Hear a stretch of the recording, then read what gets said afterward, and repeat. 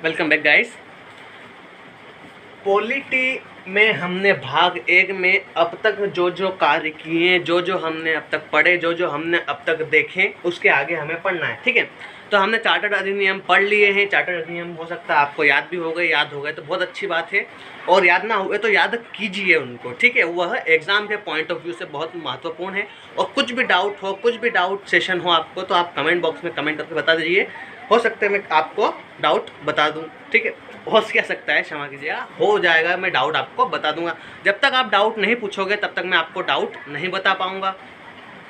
आप जिस दिन डाउट पूछना शुरू करोगे उस दिन आपको समझना शुरू होगा। जिस दिन से आप डाउट पूछोगे उस दिन हमें लगेगा कि भैया, मुझे लगेगा कि आपको कुछ समझ में आ रहा है। ठीक है, वरना आप तो भैया देख रहे हो वीडियो, आओ भैया देखने, तो हमें क्या देखना है वीडियो, घर वालों लगना चाहिए कि हम पढ़ाई कर रहे हैं। बाकी हम क्या कर रहे हैं, केवल वीडियो देख रहे हैं, डाउट हमें आ ही नहीं रहा है, हमें कुछ समझ पड़ रही नहीं, पल्ले ही नहीं पड़ रही। पहली बात तो ये, ठीक, लोकल लैंग्वेज में क्या बोलते हैं, पल्ले ही नहीं पड़ रही हमें बात। ठीक है, तो आपको जो डाउट आए वो डाउट आप बिल्कुल पूछिए। मैंने आपको पहले भी मेरे कॉन्टैक्ट नंबर शुरुआत के वीडियो, पहले ही वीडियो में आपको दे दिए थे।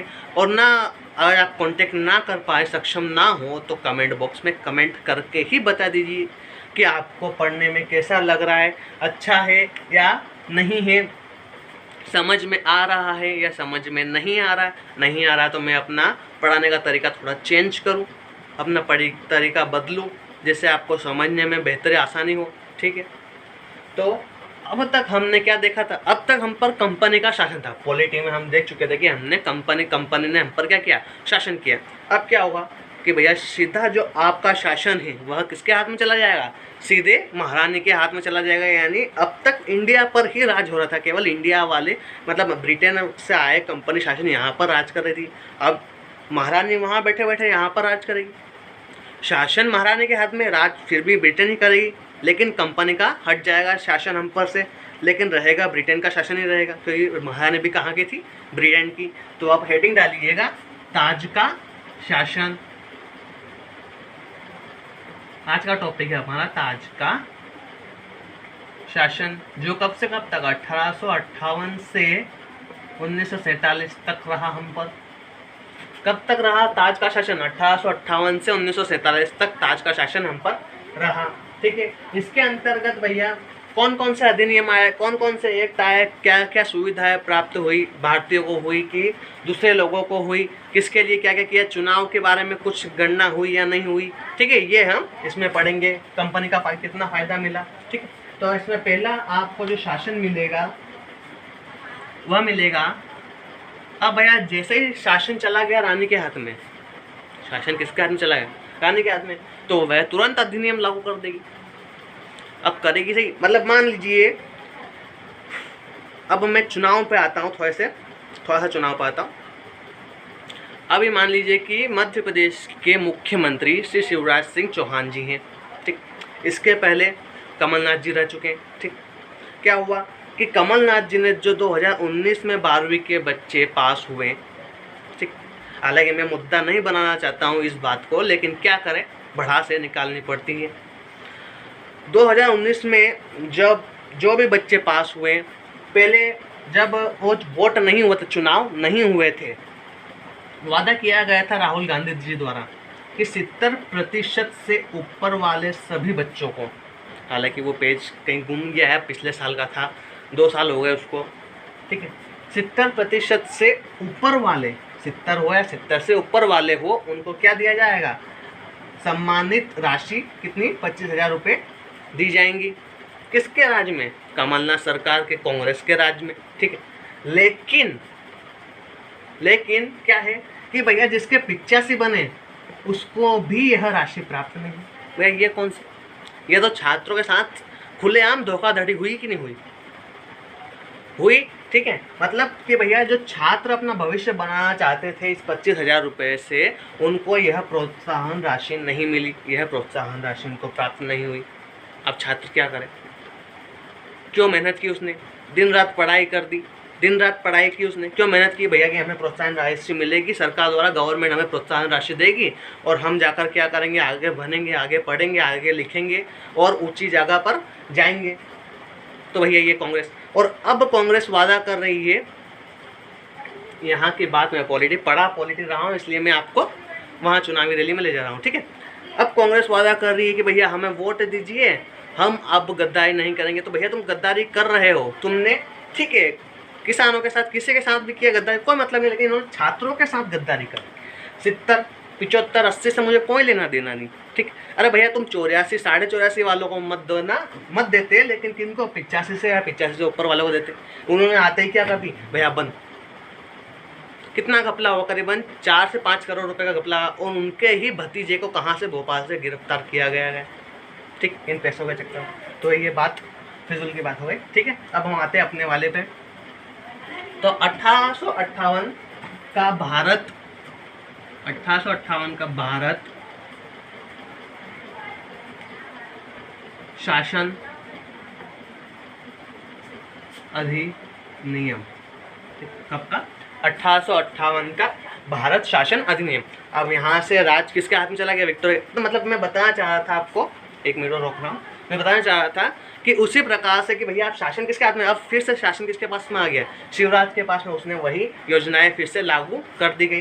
तो यहाँ पर अब जो शासन है वो महारानी के हाथ में चला जाएगा, तो वहाँ से भी वो क्या करेगी, अधिनियम और शासन अपना लागू करती जाएगी, ठीक है। तो 1858 का उसने क्या कर दिया, भारत शासन अधिनियम। अब इसमें क्या, इसके अंतर्गत क्या आता है वो देखना है। 1858 पहला पॉइंट है, इसके तहत भारत का शासन सीधे महारानी विक्टोरिया के अधीन चला गया। 1858 में जब ताज किसके हाथ में था, वहाँ की महारानी, क्या नाम था उनका, विक्टोरिया। विक्टोरिया के हाथ में सीधा क्या चला गया, भारत का ताज या शासन चला गया, ठीक है। तो अब जो शासन करेगा वो कौन करेगी, महारानी विक्टोरिया, न कि कंपनी शासन करेगी। उनके अधीन ही, महारानी विक्टोरिया के अधीन होकर क्या करेगी, कंपनी शासन करेगी भारत पर, ठीक है। तो यह आपको पहला पॉइंट याद रखना है। गवर्नर जनरल का पदनामा बदलकर भारत का वायसराय कर दिया गया। हमने बंगाल का गवर्नर जनरल पढ़ा, ठीक है। अब यहाँ पर जैसे ही शासन कब गया, महारानी के हाथ में गया, उन्होंने क्या कर दिया कि भैया अब तक तो बंगाल के इधर उधर के हर राज्य के हर क्षेत्र के गवर्नर तुम बने रहे, अब एक काम करो, तुम सीधे भारत के ही बन जाओ।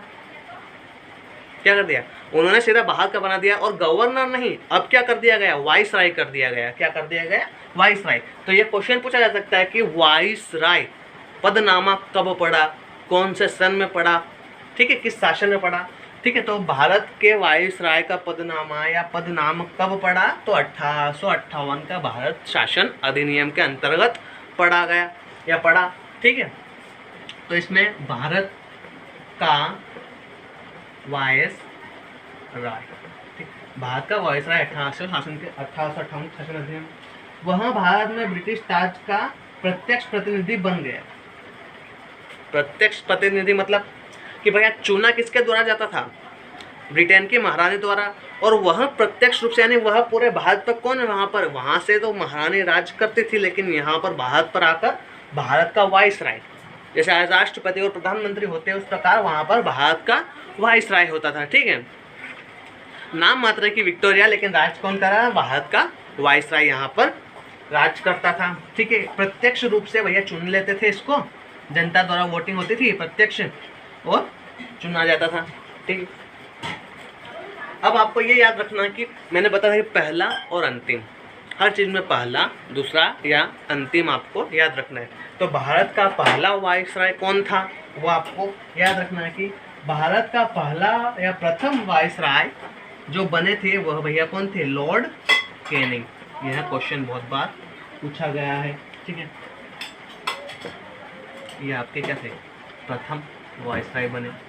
यह महाशय आपके, ये महोदय आपके क्या बने, प्रथम महाशय, ये वाइसराय, भारत का वाइसराय, ठीक। तो क्वेश्चन अराइज होता है कि भारत का प्रथम वाइसराय कौन था। आपको ऑप्शन दे दी जाएंगे तो आपको आंसर किस पर टक लगाना है, लॉर्ड कैनिंग पर। वही है कि लॉर्ड कैनिंग भारत के प्रथम वाइसराय बने।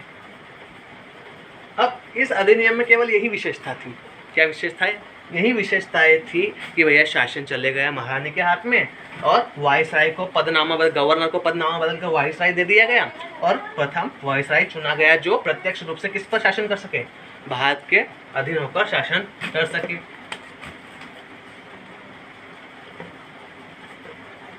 फिर उसके कुछ अंतराल के बाद 1861 में फिर एक अधिनियम आया, जिसके तहत 1861 के भारत परिषद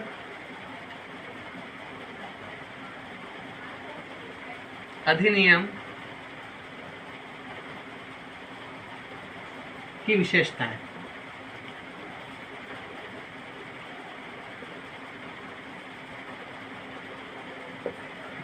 अब 1858 के बाद कब 1861 में एक और अधिनियम लाया गया, किसके तहत भारत परिषद के लिए अधिनियम लाया गया कि उसकी क्या क्या विशेषता थी। उस अधिनियम के 1861 के भारत परिषद अधिनियम की क्या क्या विशेषताएं निकली। ठीक है, इसके द्वारा कानून बनाने की प्रक्रिया में भारतीय प्रतिनिधियों को शामिल करने की शुरुआत हुई। पहला पॉइंट। ठीक, क्वेश्चन पूछा जा सकता है कि भैया जब हम कानून बनाते थे, मतलब हम तो अब बनाते हैं, 1943 के बाद तो केवल भारतीय लोग बनाते थे, लेकिन उसके पहले कब, जब अंग्रेजों का शासन था, ठीक है, तो सर्वप्रथम कब भारतीय लोगों को कानून बनाने की प्रक्रिया में चयनित हुआ, कब कब उनका शुरू हुआ, यानी कब उनको अंतर्गत लाया गया। मतलब कि भैया कि अब जैसे हम कानून, कुछ नया कानून बना रहे हैं, जैसे मैं कुछ नया कानून लागू करना चाहता हूँ, तो मैं कितने भारतीयों को लूँगा, कितने भारतीय प्रतिनिधियों को अंदर लूँगा? क्या केवल कानून बनाने के लिए सहमति लेने के लिए कानून सही है या गलत, उनको कुछ सवाल जवाब करने की आवश्यकता नहीं है। ठीक है, उसके बाद इस अधिनियम ने मद्रास एवं बम्बई प्रेसिडेंसियों को विधायी शक्तियाँ पुनः देकर विकेंद्रीकरण प्रक्रिया की शुरुआत की। अब मद्रास और बम्बई से पहले शक्तियाँ छीन ली गई थी, लेकिन फिर से यहाँ पर 1861 के भारत परिषद अधिनियम की विशेषता में वापस उनको क्या कही, विधायिका शक्तियाँ प्रदान कर दी गई। बंगाल, उत्तर पश्चिम सीमा प्रांत और पंजाब में क्रमशः 1862, 1866 और 1869 में विधान परिषदों का गठन हुआ। ठीक है, तो ये पॉइंट आपको याद रखना। तीसरा वाला क्या कि भैया बंगाल, उत्तर पश्चिम सीमा प्रांत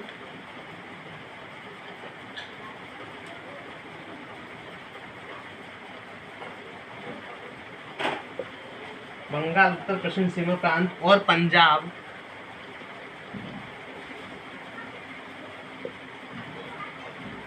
कब कब 1862, 1866 और 1897।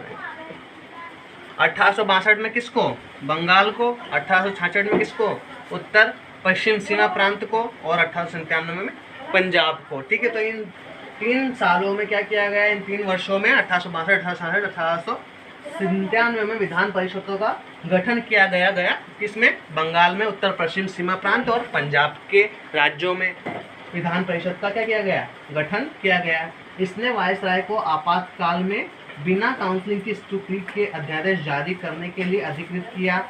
ऐसे अध्यादेश की अवधि मात्र 6 माह होती थी। ठीक, जैसे कि देश में कोई इमरजेंसी लगानी हो, आपातकाल क्या लगाना है, आपातकाल लगाना है, तो इस अधिनियम 1861 के भारत परिषद अधिनियम ने क्या किया गया, वायसराय को यह शक्ति प्रदान की गई कि भैया अब आपातकाल या कुछ भी स्थिति हो, ठीक है, कुछ भी स्थिति हो तो आप क्या कर सकते हो, वहाँ पर आप आपातकाल लगा सकते हो। ठीक है, यानी आप जो चाहो वह कर सकते हो, या तो जनता में से कर बढ़ा सकते हो उस समय, यानी जब 1857 का विद्रोह हो चुका था, उसके बाद इनको डर था, ठीक है, कि फिर विद्रोह ना हो जाए, या हो सकता है कि किसी से वर्ल्ड वॉर शुरू ना हो जाए। ठीक है, वहाँ इनको दिक्कत चल रही थी। हालांकि आपको पता है कि यहाँ पर युद्ध हुआ था, युद्ध शुरू हो चुका था, प्रथम विश्व युद्ध शुरू हो चुका था। ठीक है, तो क्या हुआ कि ताज के शासन के अंतर्गत इन्होंने वायसराय को क्या दे दी गई कि भैया आप आपातकालीन लगा सकते हो, जिसके अंतर्गत जो सारे कर्मचारी, सरकारी कर्मचारी या फिर कोई भी जनता हुई वहाँ पर उस पर डायरेक्ट इम्पैक्ट, प्रत्यक्ष रूप से इम्पैक्ट पड़ेगा। ठीक है, ऐसे अध्यादेश की अवधि मात्र 6 माह होती थी। मतलब ये जो आपातकाल लगाता था, जब वायसराय आपातकाल, किसी भी परिस्थिति में आपातकाल लगाता था, तो उस अवधि, मतलब उस क्षेत्र के, मतलब अवधि कितने साल की होती थी या कितने महीने की होती थी, केवल 6 महीने की होती थी। 6 महीने के बाद वो ऑटोमेटिक हट जाती थी, मतलब हट जाती थी। उसके बाद क्या कर सकते थे, आप चाहो तो रुक सकते हो, 1-2 महीने रुक सकते हो, और फिर से क्या कर सकते हो, आपातकाल लगा सकते हो। यह शक्तियाँ किसके पास प्रदान कर दी गई थी, भारत के वायसराय के पास। तो हमने 1858 और 1861 के बारे में यह दो चीज़ें पढ़ी कि भैया इसमें आपातकाल की शक्ति दे दी गई वायसराय को, और 1858 में क्या कर दिया गया, वायसराय चुन लिया गया और आज किसके हाथ में चला गया, सीधे महारानी विक्टोरिया के हाथ में। ठीक है, तो आज के लिए यह दो ही बहुत है। धन्यवाद।